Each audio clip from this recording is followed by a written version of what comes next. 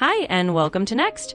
Today I'm going to show you how to use the Start with this template function in the ad gallery. Let's get started.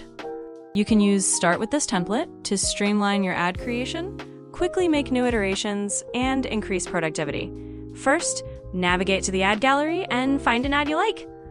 Today, we'll use the Jaguar ad template. Click on the template and then click on the Start with this template button. Choose a location and click on Copy here. This will copy the ad to your desired location.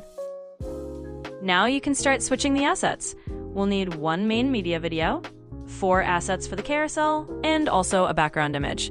This example had the logo and CTA in the background image already, but if we want the CTA to be on top, we'll need a separate CTA asset.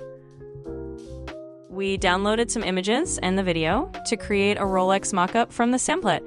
It is super easy to switch the assets. Just drag and drop your assets into the slots. You don't have to have the same exact sized assets.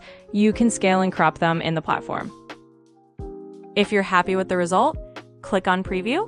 To share your work with your client, insert the preview URL or QR code into your presentation deck or email.